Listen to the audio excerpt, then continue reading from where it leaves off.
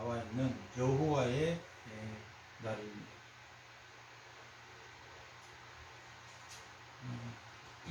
이사야서는 1장에서 66장으로 되어 있습니다. 성경책이 구약이 39권, 신약이 27권 해서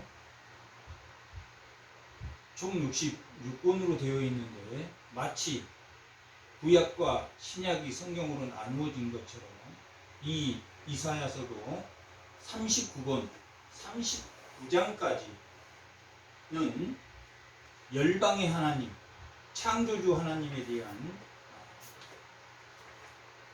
내용이고 40장에서 66장은 우리와 함께하는 하나님, 내재하는 하나님에 대해서 말하고 있습니다. 그래서 1장에서 39장, 특히 1장에서 12장까지는 이스라엘 백성의 타락함으로 그들이 멸망할 것이다 라는 경고와 이사야 당시 유다의 아하스 왕 히스기야의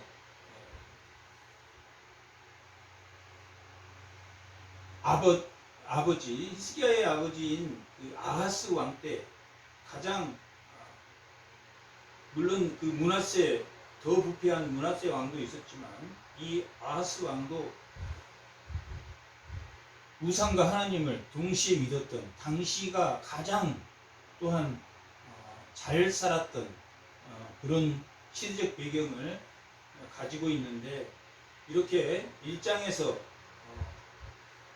39장까지는 7장에서 12장까지 아하스 왕의 치적에 대해서 그가 하나님에 의존하지 않고 열방을 의존하다, 하나님 의존하지 않고 열방을 의존한 왕으로서의 면모를 보여준 반면에 대비해서 36장에서 39장까지가 히스기야 왕 때를 나타내고 있는데 36장에서 39장까지 히스기야 왕은 반면에 물론 애굽을 의지했고 그의 말년 때는 바벨론을 의지해서 결국 인간적인 실패를 한 그런 면모도 있지만 히스기야 왕은 전적으로 하나님을 의지한 왕, 아하스 왕은 열방을 의지하는 왕으로 대비시켜서 이 모든 힘의 중심이 여호와에게 있다, 인간에게 있지 않고 하나님에게 있다라는 것을 보여준 말씀이 1장에서 39장 말씀입니다. 그래서 이 이사야는 인간에게 의존하는 그 힘의 능력의 하나님을 의존하지 않고 사람을 의존하는 오늘 보면 2장의 22절 2장 22절 너희는 인생을 의지하지 말고 그의 호흡은 코에 있나니 생활 가치가 하나님의 호흡이 우리에게 있다. 우리 인생을 주관하고 하나님의 창조주 하나님이 이 인간을 주관한다라는 말로 기록이 되어 있습니다. 그리고 그 여호와의 날은 결국 인생을 의지하는 하나님을 의지하지 않고 열방을 의미하는 힘센 사람을 의미하는 스스로 힘센 사람이 되고자 하는 자들에게는 멸망이 있을 것이다. 그것이 여호와의 날이고 구원의 날인 동시에 심판의 날이 될 것이다 라고 지적하는 말씀입니다. 이렇게 인간은 끊임없이 하나님을 의지하지 않고 자기 자신을 의지하고 또한 힘이 센 사람에 의존하려고 하는 것 때문에 결국은 그 인생이 멸망할 것이다. 그것이 여호와의 날이다 라고 기록하고 있는 것이 오늘 본문의 내용입니다. 이러한 이사야는 우시야 시대에 태어났고, 우시야 시대를 지나서 요담, 우시야의 아들 요담, 요담의 아들 아하스, 아하스의 아들 히스기야가 통치하는 4명의 왕이 통치하던 그때에 이 이사야는 태어나서 우시야가 죽던 그때에 선지자로서의 사역을 시작하였습니다. 그때 나이가 이사야가 20세라면 이사야가 사역을 한 게 우시야가 죽었던 해가 739년에서 9년부터 686년, 약 50년에서 60년 가량을 선지자로서 사역을 했기 때문에 상당히 고령의 나이로 이사야가 순교하였다는 것을 알 수 있습니다.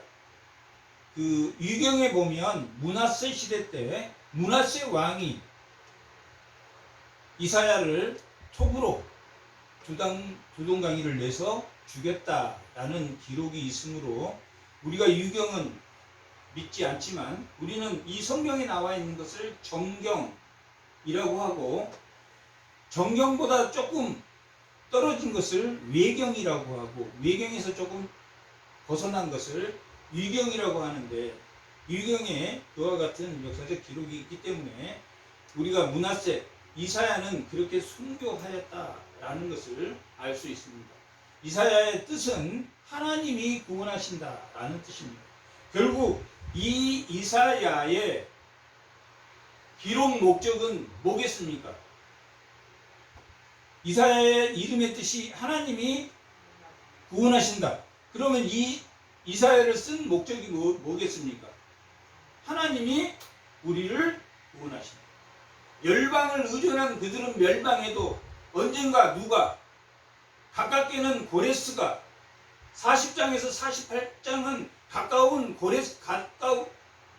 페르시아를 지배했던 고레스를 통해서 포로에서 본국으로 보내지는 회복이 일어날 것이고, 49장에서부터 55장까지 53장 고난받는 종의, 예수님이 이 땅에 오셔서 고난받는 종으로서 우리를 완전한 구원을 이루어내실 것이다 라는 것을 보여주는 게 49장에서 55장까지의 내용입니다. 그 중에서 42장, 49장, 50장, 53장은 예수님을 노래하는, 고난의 종 예수님을 노래하는 찬양이 기록되어 있습니다. 이렇게 39장까지는 그들이 누구를 의지해야 된다? 하나님을 의지해야 된다. 그런데 그들이 하나님을 의지하지 못했다라고 기록되어 있고, 그 하나님을 의지하지 못한 그 원인이 뭡니까? 하나님을 의지하지 못한 그 원인은 뭡니까? 뭐라고 이 이사야가 기록하고 있을 것 같습니까? 하나님의 말씀을 듣지 않았다. 하나님의 말씀을 듣지 않았다. 다시 말하면 하나님의 말씀을 알았다, 몰랐다. 그들이 많은 성경을 외우고 문설주에, 손에, 머리에 하나님의 말씀을 이고 다니면서 외웠지만 그것이 하나님을 알게 하지는 못했다. 하나님을 알지 못했으므로 하나님의 법을, 하나님의 말씀을 지키지 못하였으므로 그들이 범죄했다. 1장 10절 합니다.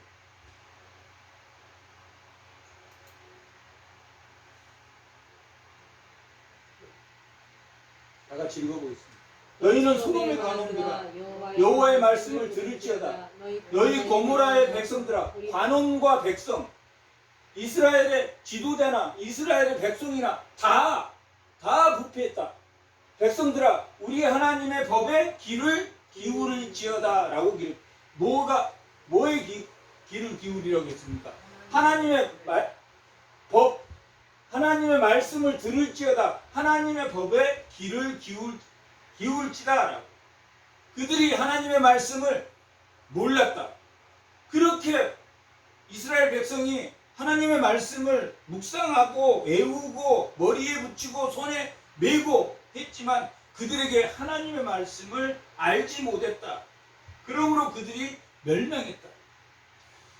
이사야의 목적은 그들을 구원하는 데 있지만 이사야의 사명은 이 이사야 6장에 기록되어 있는 것처럼 이사야의 사명은 하나님의 말씀을 가르치는 게 아니라 그들이 하나님의 말씀을 듣지 못하게 하고 알지 못하게 하라. 그게 이사야의 사명입니다. 6장 한번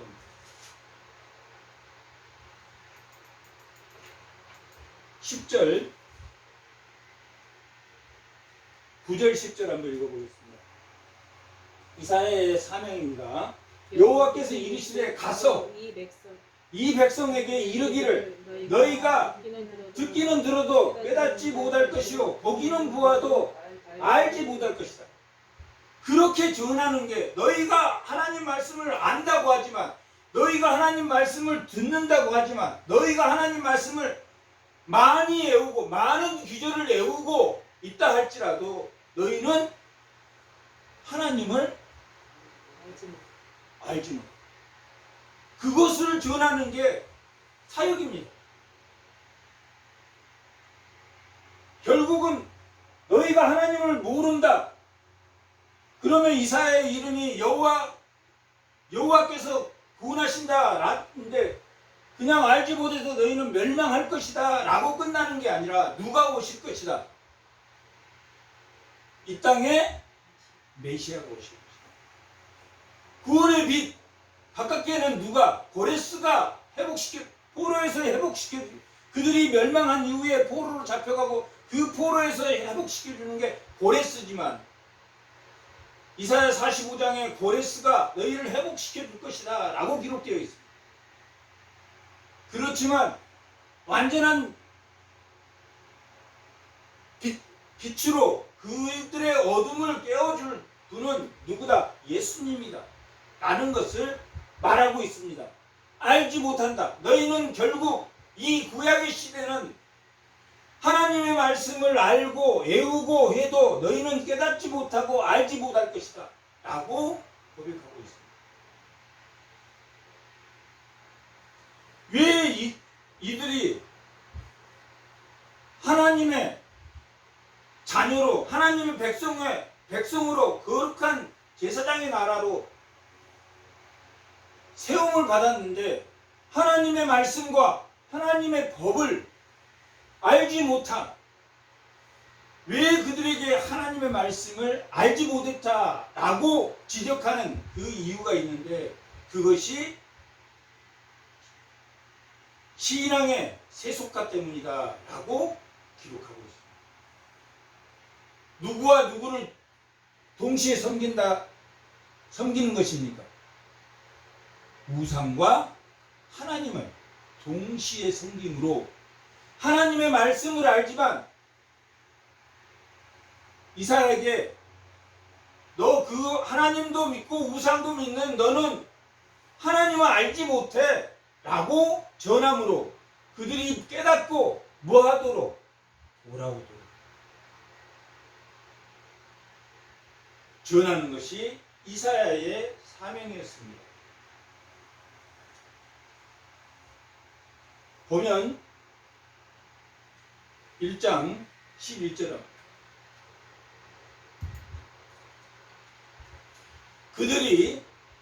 그들이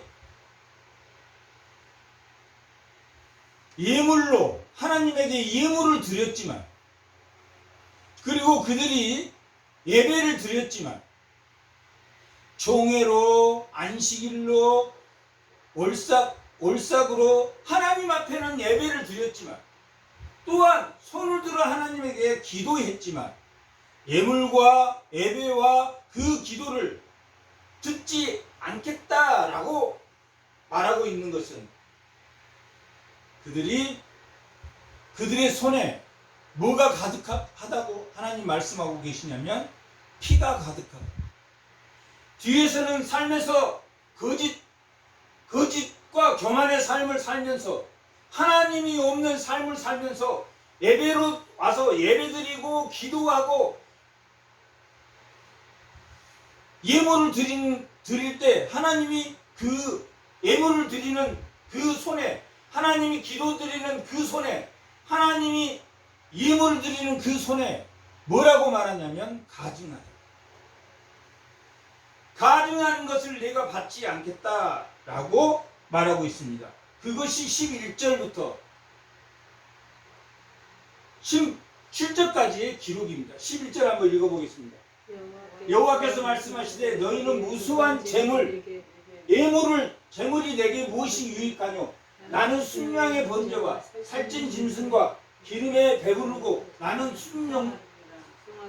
송아지나 어린 양이나 순염소의 피를 기뻐하지 않는다. 왜 기뻐하지 않습니까?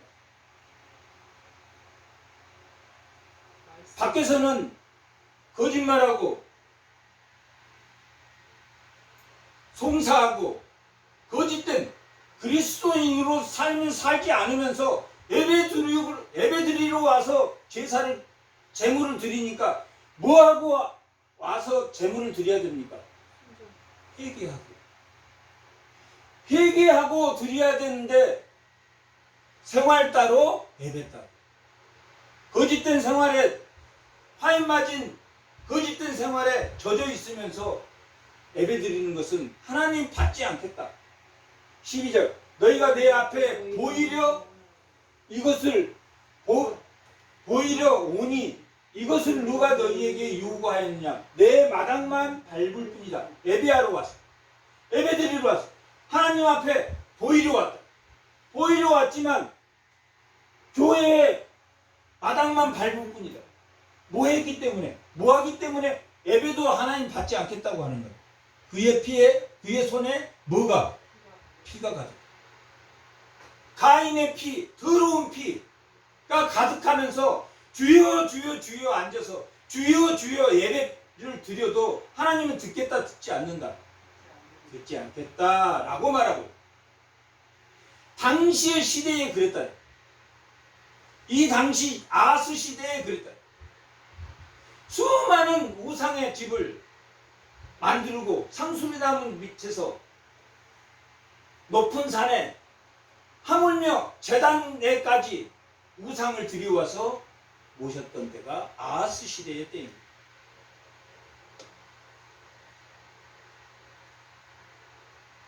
13절 헛된 재물을 다시 가져오지 말라. 분향은 네가 뭐하게 여긴다는 거예요. 가증이 여기는 바 월삭이라는 예배 매월 초에 드리는 거 예배고 안식일과 대회 총회로 모이는 건 언제입니까? 6월절, 초막절, 맥추절 이런 대속제일 이렇게 대회로 모이는 것도 그러하니 성회와 아울러 악을 행하는 것을 내가 견디지 못. 예배를 드리면서도 뒤에서 뭐를 행한다고 합니다. 악을. 교회에 와서 교회에 앉아서 하나님 제가 연약하여서 제가 죄를 졌습니다. 저는 쳐 죽일 놈입니다. 라고 예배를 하고 나가서 거짓말.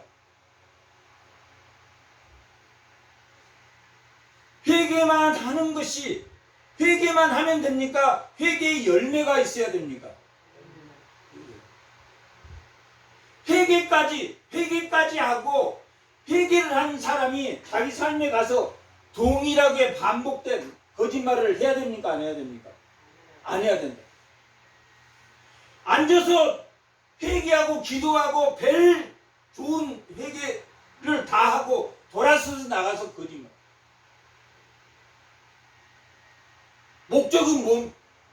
목적은 자기가 갖고자 하는 것. 돈, 권력, 우상. 그것이 목적이지 하나님이 목적이 아니야.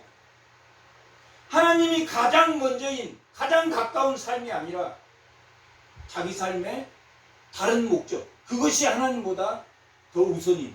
하나님보다 먼저인 삶을 살고 회개했다? 그것이 회개의 열매가 오는 거죠. 회개의 열매의 삶이라는 것이 교회가 보여줘야 하는 것이고 그리스도인이 보여줘야 해요. 회개까지 하는 게 아니라 회개함으로 그리스도인의 본을 보여주는 것이, 거짓말하지 않는 삶, 악을 행하지 않는 삶을 보여주는 것이 뭡니까? 회개의 뭡니까? 열매. 회개의 열매는 내가 입술로 하나님 앞에 고백한 것을 나가서 지키는 것, 악을 행하지 않고 선을 행하는 것, 그것이 회개의 열매입니다. 그런데 회개만 하고 나가서 계속 거짓말해. 인간의 존엄성을 무시해. 모든 인간을 하나님 존엄하게 만드는데 이 예배를 드리는 것은 인간의 존엄성에 대한 회복입니다.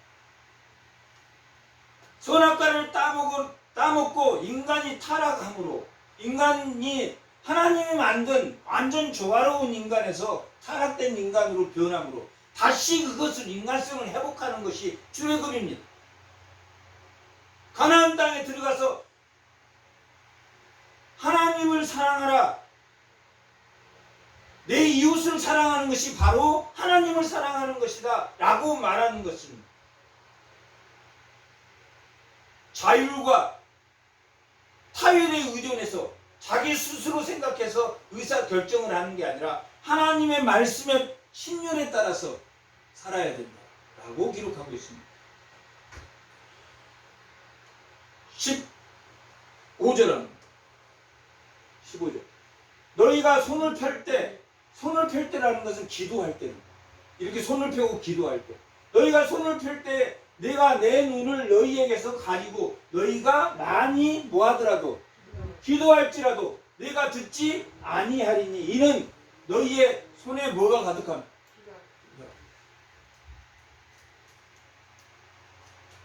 정말 거룩한 그리스도인이라면,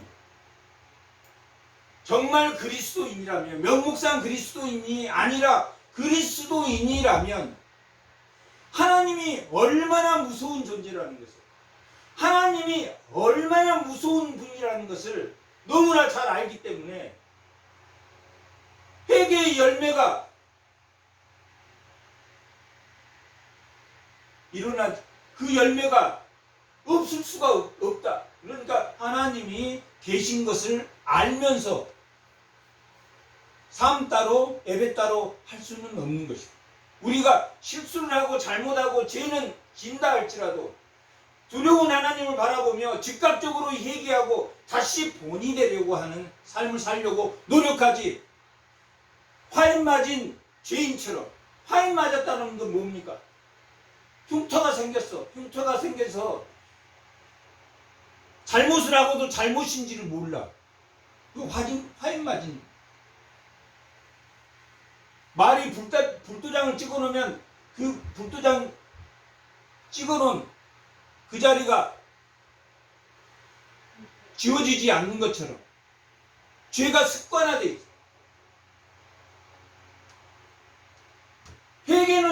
회개는 너무나 잘해.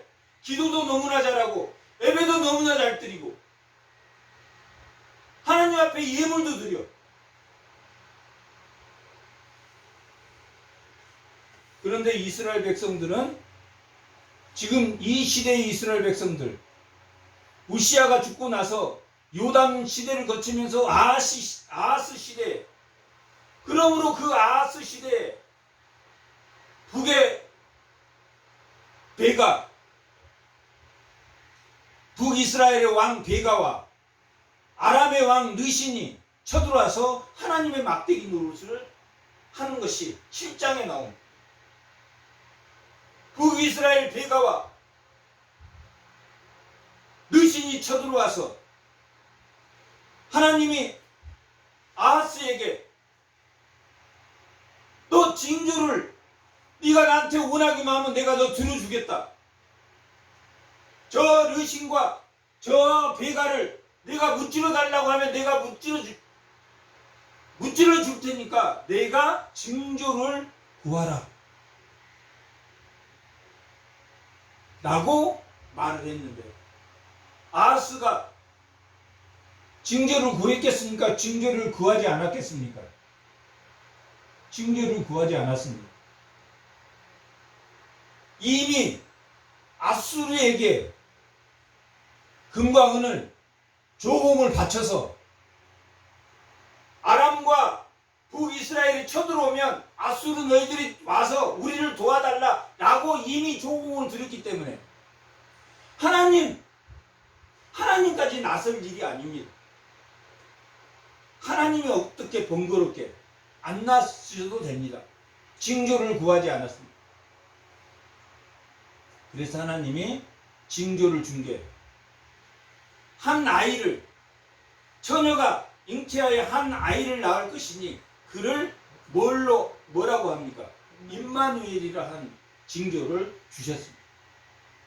너 힘으로, 아하스 내 힘으로 구원을 이룬다. 아니면 임마누엘, 너희는 멸망할 거니까 임마누엘이 한 아이, 한 싹이 오셔서 언젠가는 너희를 구원할 때 너희는 멸망할 것이다 라는 것을 하나님 보여주셨습니다.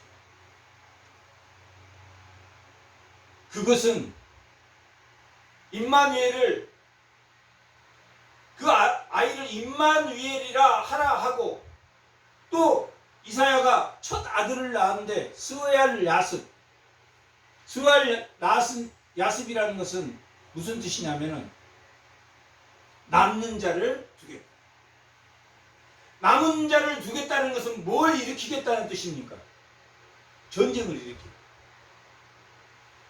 아수르에, 그가 의지했던 아수르에 의해서, 살만에셀 5세에 의해서 이 북이스라엘은 멸망합니다. 그들이 의존했던 북이스라엘이 배가 아닌 그 왕이 아람과 의존했고, 또 이 아하스 왕이 의존한 그 아수르에 의해서 북이스라엘은 멸망합니다. 그리고 히스기야가 의존했던 바벨론에 의해서, 느부갓네살에 의해서 이 남유다는 멸망하게 됩니다. 이렇게 그들은 하나님이 뭐도 받지 않았습니까? 예배도 받지 않고, 예물도 받지 않고, 뭐도 받지 않았습니까? 기도도 받지 않고. 이 종교적인 모든 행위를, 형식을 하나님이 받지 않았다라고 기록하고 있습니다. 그것은 이 1장 10절에 하나님의 말씀을 들어라, 하나님의 법을 지켜라 라고 했음에도 불구하고 그들이 하나님 말씀을 듣지 않고 회개는 하고 말씀은 많이 외우는데 회개의 열매인 그 삶의 본, 교회가 본이 되고 그리스도인이 본이 되어야 되는 회개의 열매는 보여주지 못했기 때문에, 그의 손에 피가 가득했기 때문에 하나님이 기도도 예배도 예물도 받지 않았다라고 기록하고 있습니다. 그럼 그것뿐만 아니라 21절,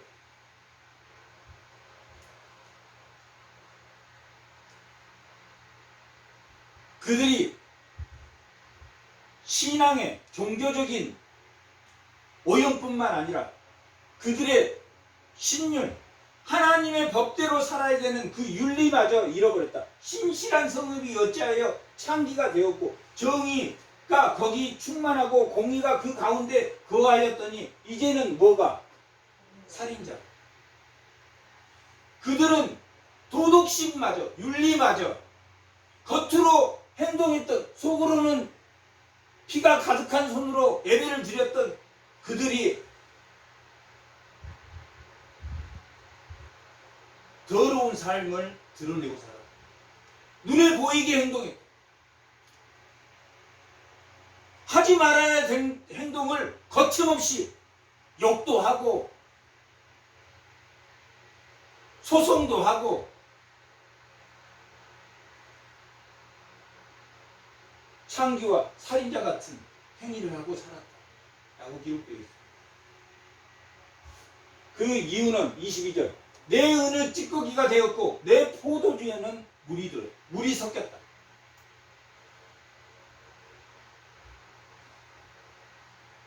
잠언 17장 3절은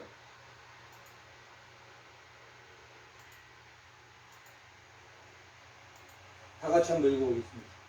도가니는 은을, 풀무는 금을 연단하거니와 여호와는 마음을 연단하다. 그런데 그 은이 더러워졌고 찌꺼기가 되고 포도주가 물에 섞인 것처럼 하나님의 연단은커녕 입술로는 하나님을 사랑하고 입술로는 하나님을 기도하고 입술로는 예물을 드리고 하나님에게 뇌물을 제공해서 하나님 제가 더러운 삶을 살지라도 제가 천국에 갈 수 있게 해주십시오 라고 기도하더라도 하나님 받지 않으십니다.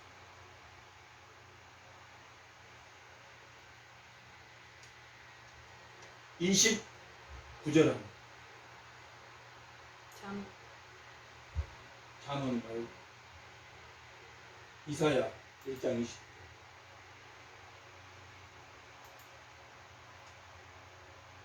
다 같이 한번 읽어보겠습니다. 너희가 기뻐하던 상수리 나무로 말미암아 너희가 부끄러움을 당할 것이요 너희가 택한 동산으로 말미암아 수치를 당할 것이며 너희는 잎사귀에 마른 상수리 나무 같을 것이요 물 없는 동산 같으리라. 종교적으로 그 손에 피가 가득하고 하나님의 신료를 지키지 않고 창기와 살인자가 된 것 같이 하고 우상을 상수리 나무와 높은 동산 하나님에게 아무리 높은 산이라도 하나님의 보실 때는 다 그게 평지와 같은데 조금 높다고 거기 우상을 대놓고 섬기는 우상을 섬기는 생활 하나님의 신유를 저버리는 생활 신앙이 부패한 생활을 했기 때문에 이스라엘은 뭐가 올 것이다. 뭐가 올 것이라고 경고하고 있습니까? 심판이 올 것이다. 심판이 올 것이다. 심판이 올 것이다. 그 속에는 어떤 메시지를 감추고 있습니까? 어떤 메시지를 감추고 있습니까? 회복을 돌아오라. 하나님은 용서 못하는 것이 있습니까? 아니면 하나님은 모든 어떠한 것이라도 다 용서할 수 있습니까? 어떠한 것이라도 다 용서할 수 있습니다. 18절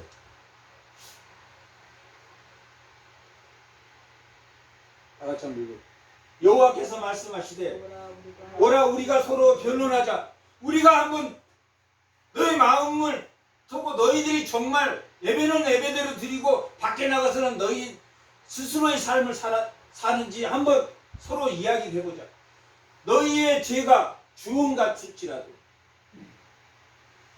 눈과 같이 희귀할 것이요 진홍같이 붉을지라도 양털처럼 희귀할 것이요.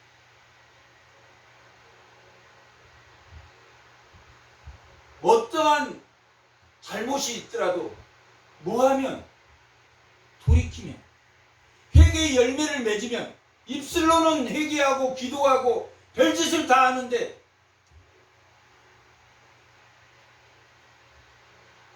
삶을 자기 멋대로 사는 사람은 우리가 뭐가 없는 생활이라고 했습니까? 열매가 없는 사람. 회개의 열매가 없는 사람.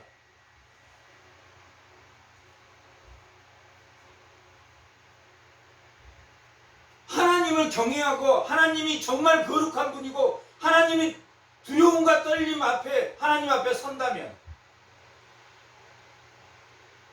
우리의 삶은 그렇게 살 수 있습니까? 자기 멋대로 살 수 있습니까? 자기 멋대로 살 수 없습니다. 얼마나 바쁜 시간에 주일에 예배를 드리며 얼마나 바쁜 시간에 정말로 자기가 소중히 이방인이 일한 그 시간의 대가를 하나님 앞에 바치는 게 하나님이 두렵고 떨린 존재가 아니라면 누가 그렇게 하겠습니까? 어떤 바보가 그렇게 하겠습니까? 자기 시간을, 온 시간을 다 제공해 가면서 어떻게 하는 것이 하나님을 아는 것인가? 가장 하나님이 먼저인 삶이 하나님을 가까이 하는 사람. 나는 하나님을 가까이 한다?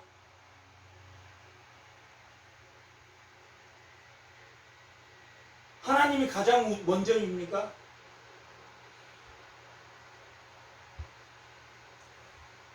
하나님이 가증하다. 하나님이 비웃는다.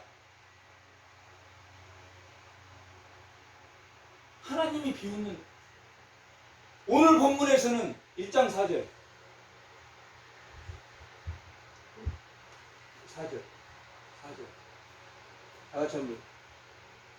뭐라고 합니까? 하나님이 우십니다. 하나님이 눈물로써 그들을 고소하고 있습니다. 하나님이 고발하고 있습니다. 그들을. 너희 신앙의 잘못과 너희 신율, 하나님의 법을 지키지 않는, 그리고 우상을 섬기는 그들을 하나님이 슬프다. 두 번씩이나. 24절. 그러므로 주 만군의 여호와 이스라엘의 전능자가 말씀하시되 뭐라고 말합니까? 슬프다. 히브리어로 예가입니다. 예가. 초상 칠 때 아이고 아이고 하는 그 내용입니다. 그래도 그렇게 해도 이스라엘 백성이 돌아왔습니까? 돌아오지 않았습니까? 돌아오지. 하나님이 어쩔 수밖에 없었습니다.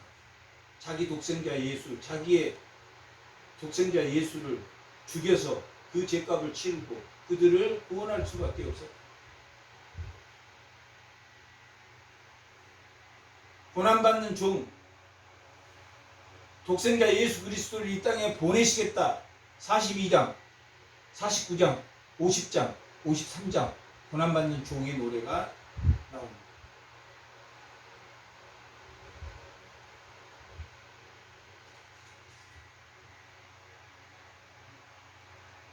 오늘 본문,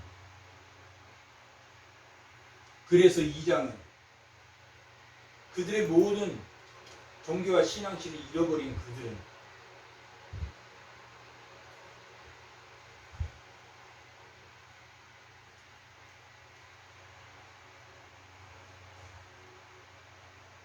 말이 되는 심판의 날에는 누가 예배를 회복할 것이다. 이스라엘을 회복할 것이다. 이방이 예배를 회복할 것이다. 이방이 예배를 회복할 것이다. 그들이 시기나게 해서 자기들의 하나님을 이방인이 와서 하나님 우리에게 하나님 말씀을 가르쳐 주세요. 하나님이 그 이방인을 가르치는 것을 시기해서 몇 명이라도 남은 자 몇 명이라도 그들을 구원하기 위함이다 라고 놓아서 우리가 11장 13절 14절에 바울은 이방인의 사도로 선택해서 그들이 이방인을 시기해서 몇 명이라도 그들을 구원하게 하려 합니다 라고 기록하고 있습니다. 그것이 2장 1절에서 6절까지의 내용입니다. 이방인이 돌아올 것이다. 이방인이 모여서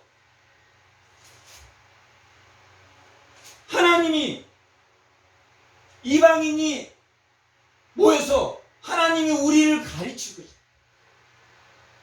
이방인이 하나님 우리에게 토라를 가르쳐 주세요 하는 것이 아니라 하나님이 이방인이 자기에게로 와서 그 이방인들이 하나님의 말씀을 들을 것이다 라고 기록하고 있습니다.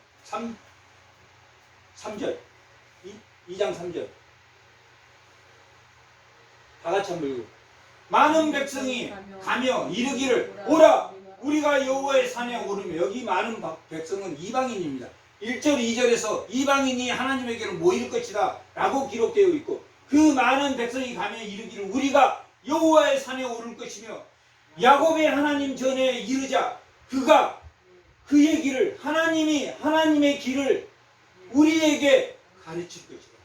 우리가 하나님에게 가르쳐 달라고 하는 것이라 아니라, 하나님이 이스라엘 백성이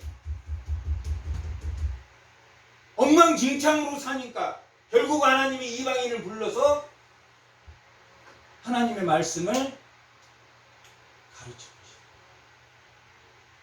하나님의 말씀.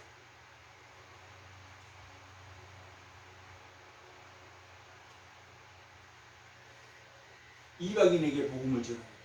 하나님이 뭐해서, 하나님이 왜 이방인에게 복음을 전하겠다라고 선언하십니까? 그들의 뭐가?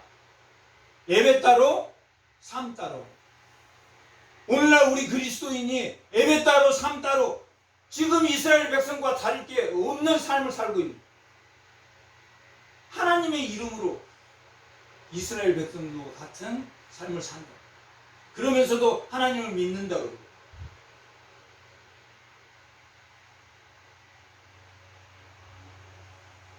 하나님이 회복되지 않는 삶은 정말 가치가 없는 삶입니다.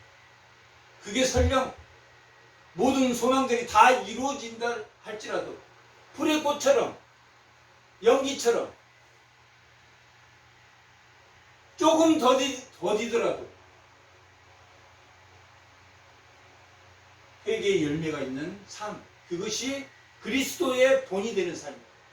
교회가 본이 되고 그리스도인이 본이 되어야 되는 삶이 회개의 열매의 삶입니다. 세례 요한이 예수님이 회개하라 천국이 가까이 왔다 라고 외친 것은 회개만 하는 것이 아니라 천국이 가까웠으니 본이 되는 삶, 회개의 열매의 삶을 살라고 지적하고 있습니다. 이렇게 이방인에게 가까이. 오늘 우리가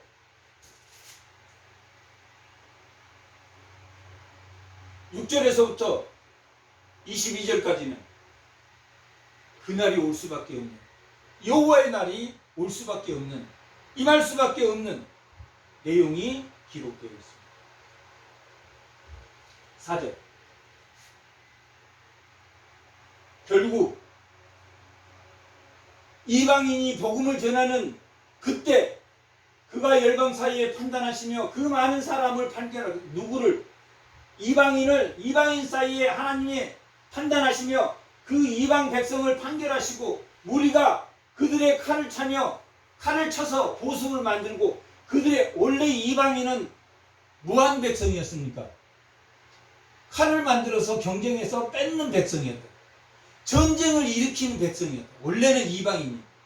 근데 전쟁을 일으키는 그 백성이 하나님 아래 판결을 받으니까 전쟁을 일으키 칼을 치고 쳐서 농기구를 만들고 창을 쳐서 낫을 만들 것이며, 무슨 시대가 왔다? 평화의 시대가 왔다. 이방인은, 이 성경에 나오는 열방 이방인은 뭐하는 존재냐면 전쟁을 일으키는 존재. 람에게 제국이 폭력의 제국을 만들고 우상의 제국을 만든 것처럼 이 열방은 우상을 만들며 전쟁을 일으키는 나라가 전쟁을 일으킨 걸 다 엎어서 이 나라와 저 나라가 다시는 칸을 들고 서로 치지 아니하는, 다시는 전쟁을 연습하지 않는다. 평화의 시대가 열릴 것이다. 그러한 평화의 시대가 열릴 것인데, 이스라엘은 오히려 이방이 복음으로 하나님이 부르실 때 그런 시대가 올 것이다. 그런데 지금 이스라엘 백성은 그 손에 뭐가 가득합니까? 피가 가득. 피가 가득한 게, 하단 말은 무슨 말이냐면 죄를 진다는 그런 의미가 아니라, 입술로는 회개한다, 하나님의 삶을 살면 나온다라고 말하면서 세상 사람처럼 그 회개의 열매가 없는 그런 삶을 살고 있다. 피가 가득하다라는 말은 세상 사람들은 그 손에 피가 가득합니다. 우리가 예수를 믿고 하나님을 믿는 것은 그 더러운 피가 가득하지 않는 전쟁이 없는 그러한 삶을 살려고 했는데 입술로는 하나님 믿고 예배드리고 기도하고 예물도 드리고 다 하면서 그 손은 맨날 전쟁이에요. 전쟁. 그 사람만 나타나면 전쟁이 일어나. 어떤 사람 한 사람이 나타나면 온통 싸움이. 이 사람한테 이렇게 이야기하고 저 사람한테는 이렇게 이야기하고 계속 이간질하면서 싸움이죠.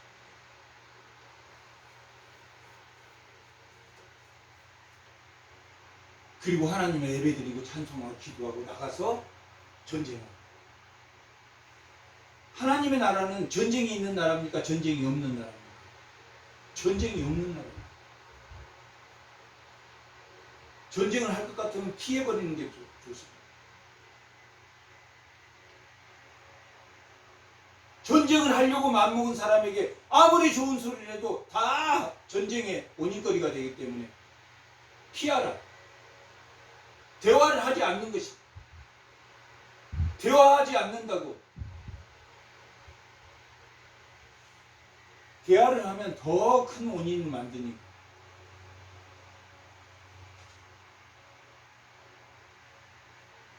그들이 심판을 받는 이유가 6절에서부터 시작합니다.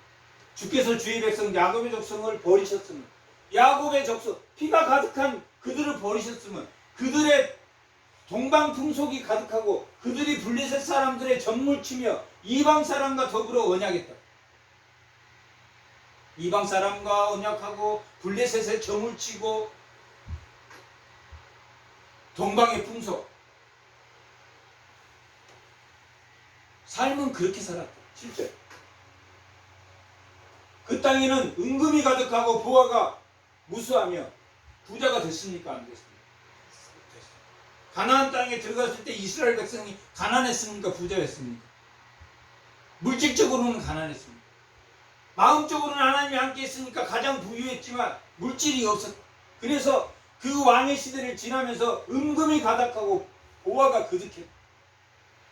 당시 아하스 시대에 잘 살았을 때입니다. 아수르가 아람과 으르렁거릴 때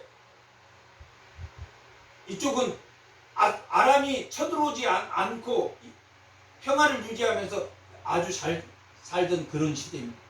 그런데 베가가 아람과 내통해서 북이스라엘을 남유다를 침공하려고 했지만 그러한 시대입니다. 돈이 많아지면 뭐 해야 됩니까? 그 돈을 지켜야 됩니까? 안 지켜야 됩니까? 돈을 지키려고 뭐가 많아지겠습니까? 마병이 많아져. 군사가 많아져. 돈을 지키기 위해서 무슨 짓을 합니까? 갑질하고. 권력이 세지. 돈이 많아지면 은금이 많아지면 권력이 세져. 마병과 마필이 많아요. 마병과 마필이 많아지면 뭐 하게 됩니까? 권력과 힘이 세지면 우상을 생기게. 아내를 많이 두게. 음행하기 시작. 그 순서입니다. 돈이 많아지면 그 돈은 누구에게 쓰라고 준 겁니까? 마병과 마필을 많이 늘려서 그것을 지키라고 준 겁니까? 아니면 이웃에게 나누라고 준 겁니까? 이웃에게 나누라고.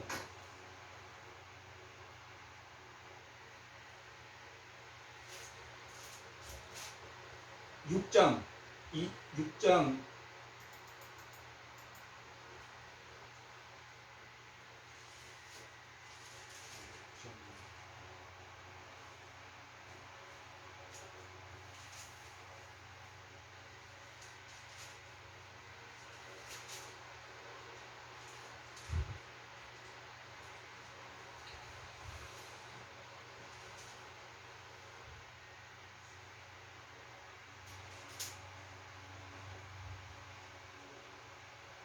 하나님이 전쟁을 통해서 남은 자를 두되 그 남은 자의 10분의 1보다 더 적게 하나님이 남을 것이다 라고 기록하고 있습니다. 하나님이 남은 자들, 예수를 믿는 사람을 다 구원하는 게 아니라 그 중에 남은 자는 10분의 1보다 더 작은 자가 남게 될 것이다 라고 성경이 기록하고 있습니다. 그만큼 하나님 두려움과 떨림으로 하나님을 우리가 본이 되는 회개의 열매의 삶을 산다는 것이 얼마나 어려운가를 보여주는 말씀이기도 합니다.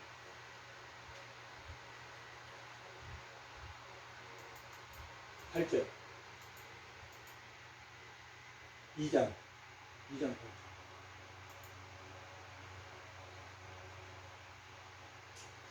은급인 부하가 그 땅에 마필이 가득하고 병거가 무수해진다. 그 땅에는 우상이 가득하고 병거가 많아지고 우상도 가득한, 우상이 가득하다는 것은 믿는 것이 따로 생겼다. 돈을 믿고 권력을 믿고 마필을 믿고 마병을 믿고 우상이 가득해. 우상을 믿음으로 더러워집니까? 아니면 더러운 사람이 우상을 믿습니까? 더러운 사람이 우상. 왜 더러운 사람이 우상을 믿습니까? 하나님이 여기 있으면 우상을 바라보면 하나님하고 뭐가 됩니까? 하나님을 등진 사람, 하나님의 대적이 되기 때문에. 돈을 사랑하고 마필을 사랑하고 그 마필을 사랑하는 사람은 이미 더러워졌기 때문에 뭘 섬긴다? 돈을 바라보고 마필을 바라보고 권력을 바라보고 갑질을 바라보는 삶을 살게 됩니다. 그가 아무리 베푼다 할지라도 이것을 이스라엘 백성이 하나님 말씀을 외우고 기도를 하고 예물을 드렸어도 자기가 우상을 섬긴다고 생각했다는 겁니까? 안 했다는 겁니까? 안 했다. 자기가 더럽다고 생각을 해요. 아, 내가 우상을 더러운 인간이 오늘 22절에 너희 인생을 의지하지 말라. 인생을 의지하는 더러운 미련한 자가 뭘 섬기냐면 우상을. 하나님을 모르기 때문에 우상을 섬깁니다. 우상을 섬기고 내가 우상을 섬겨서 더러워진 게 아니라 내 마음이 더러워졌기 때문에 우상을 섬깁니다.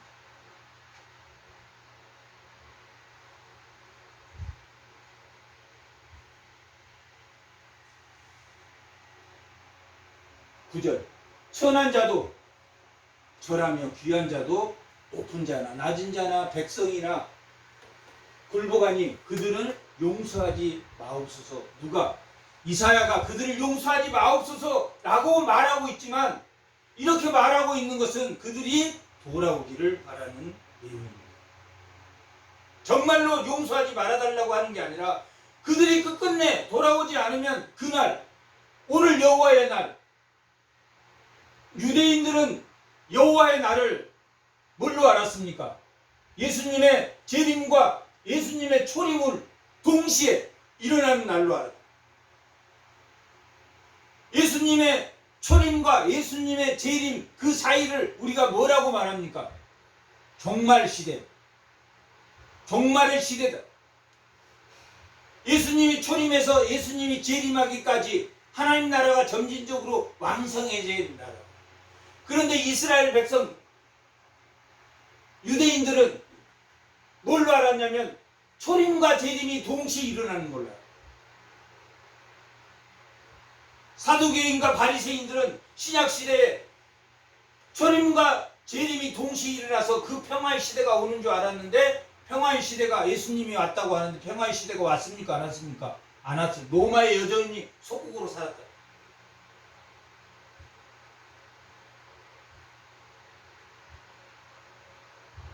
그 여호와의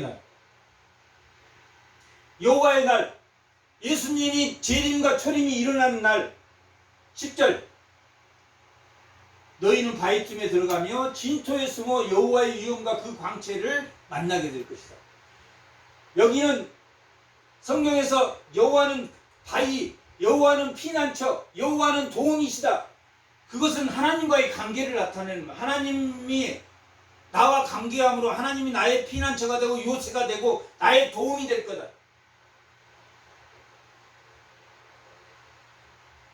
너희는 바위집에 들어가며 진토에 숨어.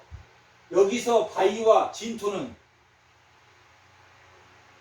하나님의 관계의 바위가 아니라 인간적인 그냥 돌, 진토, 흙에 숨어서, 흙은 집에서 가까운 곳 토굴에 숨든지 아니면 높은 저 산 바위 틈에 숨어도 하나님의 영광을 피할 수 있다, 피하지 못한다.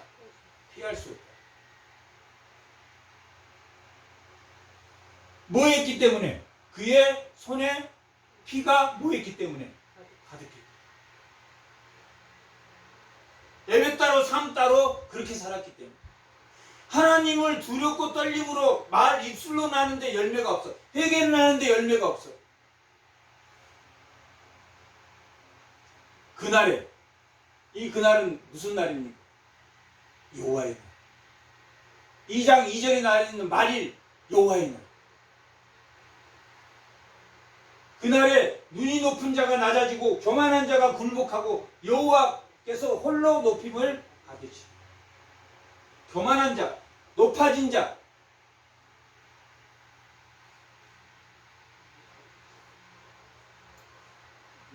무슨 뜻대로 사는 사람입니까? 자기 뜻대로. 하나님 뜻대로 살겠다고 말씀도 외우고 기도도 하고 다 하는데 하나님 뜻대로 살지 않고 자기 뜻. 하나님이 인간의 존엄성을 회복하기 위해서 이 아브라함을 믿음의 조상으로 하나님의 나라를 만들었는데 인간의 존엄성은 무시하고 자기가 하나님이 세상의 중심이 아니고 예루살렘이 하나님이 중심이 아니고 시온이 하나님의 중심이 아니고 누가 하나님의 중심이다? 자기가 하나님의 중심인 사람이 교만한 사람. 인간의 존엄성의 회복이 아니라 인간의 존엄성을 자기가 깎아먹기 때문에 자기 영광으로 깎아먹기 때문에 교만한 자. 하나님의 영광을 자기 영광으로 깎아먹기. 누가 홀로 영광 받아야 됩니까? 하나님만이 홀로 영광을 받으셔야 됩니다. 자기가 그 영광을 받아. 자기 갑질로 자기 인간 존엄성을 무시하는 걸로 자기가 높은 자라는 것을 한 교만한 자가. 13절 레바논이 높고 높은 그 백향목. 백향목은 30에서 40cm 높게 자라는 나무입니다. 백향목처럼 높다라는 것은 하나님보다 자기가 이 백향목처럼 하나님보다 자기가 더 높게 생각하는 자. 바산의 모든 상수리나무. 바산은 아주 풍성한 아주 옥토, 초지, 풍성한 들판이 있는 곳입니다.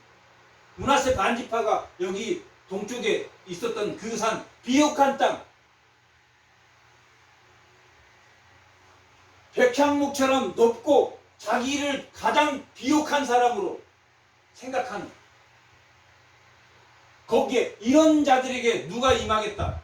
하나님의 영광이 임해서 그 하나님의 영광이 얼마나 큰지 너희가 보게 될 것이다. 그게 종말의 날이다.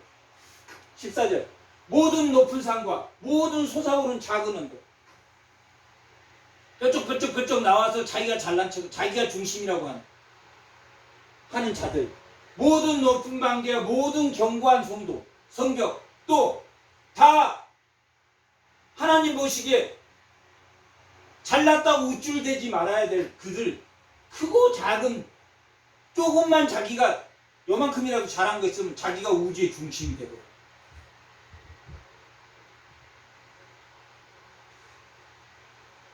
다시스의 모든 배와 다시스의 모든 배는 무역해서 다시스가 아주 풍성하게 살았던 모든 무역의 돈과 모든 아름다운 조각물, 우상의 조각물로 물에 뭐가 임한다는 이야기입니까? 하나님의 심판이 임한다. 자기가 예주 중지로 여겼던 그림, 자기가 예주 중지로 여겼던 조각, 예주 중지로 여겼던 그 우상의 조각물에 또 자기가 풍성하게 돈을 벌은 그 돈 이외에, 그리고 자기가 잘났다고 모든 사람을 나 다 알고 있어 라고 생각하는 망대, 모든 사람을 자기의 손바닥 아래 놓으려고 하는 그 망대와 모든 나는 절대 안 넘어져 하는 그 벽들도 종말의 날에 무엇을 받는다는 거예요? 심판을. 종말의 날에 심판을 받는다. 너희는 내가 이렇게 말해도 듣는다 듣지 못한다. 이스라엘 백성이 듣지 못한다는 것을, 그 사명을 받은 게 누굽니까? 이스라엘. 얼마나 답답해. 자기 눈에는 보이는데 내가 지금 이렇게 말해도 너 그렇게 행동 못할 거야. 그걸 뚫고 나는 행동할 수 있어. 나는 회개의 열매를 보일 수 있어. 하나님이 가장 먼저 이 삶을 나는 살아낼 거야.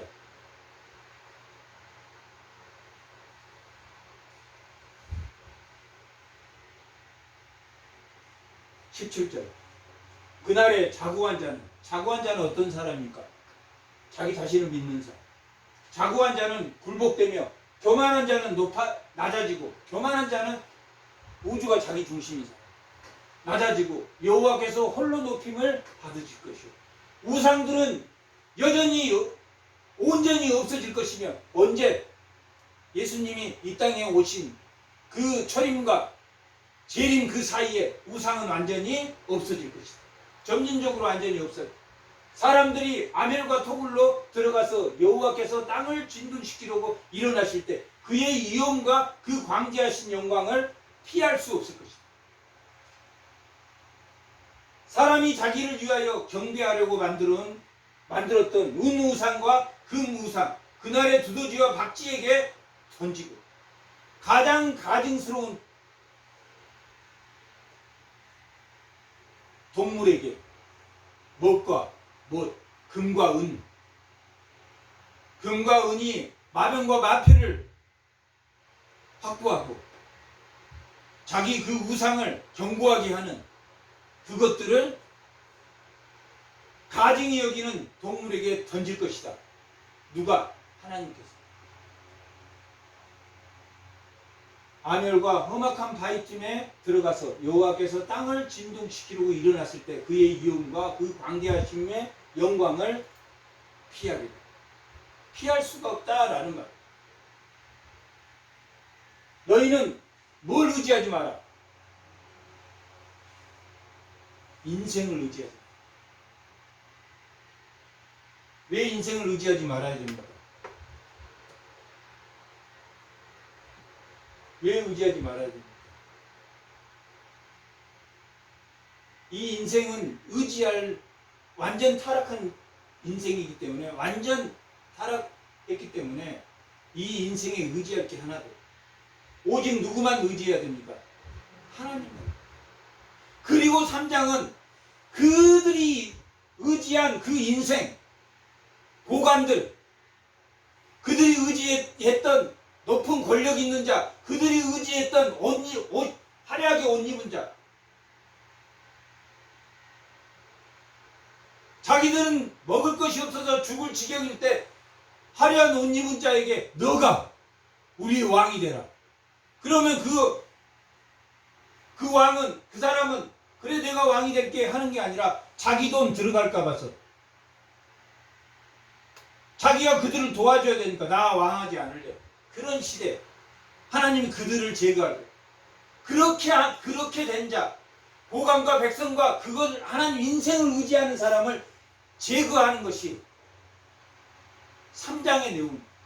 이 인생들이 의지하는 것을 제거하겠다 하는 것이 3장.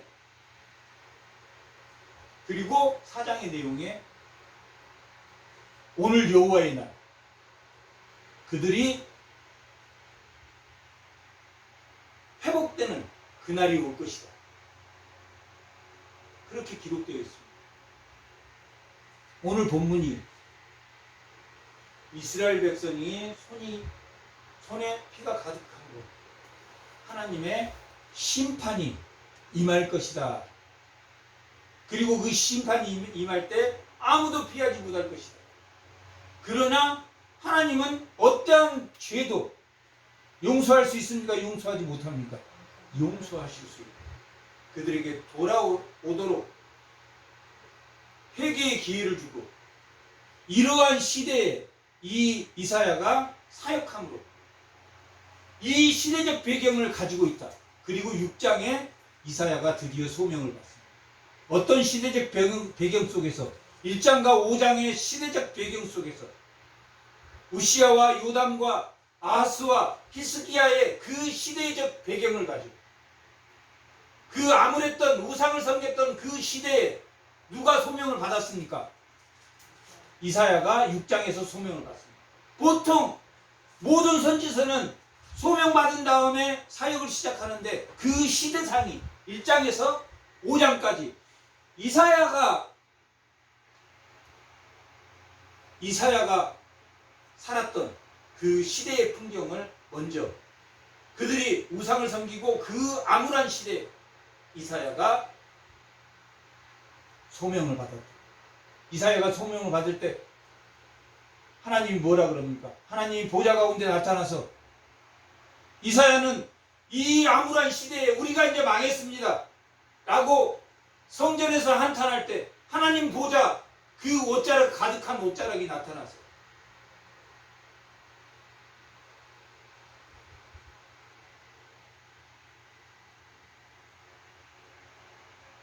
야 하나님 살아있어.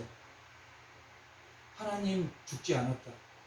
우시야 왕이 죽었지만 하나님 여전히 살아있다. 하나님의 영광 가운데 하나님은 여전히 살아있으니 내 입술을 숯불로 지지고 하나님이 없는 시대는 없습니다. 이 손이 가득한 이 배경, 이 역사적 배경을 가지고 있는 이 시대에 하나님이 이사야를 부르시고 그들에게 들어도 듣지 못하고 말해도 깨닫지 못하는 그들을 보고도 보지 못하는 그들에게 사역하도록 이사야를 부르셨다라고 기록하고 있습니다.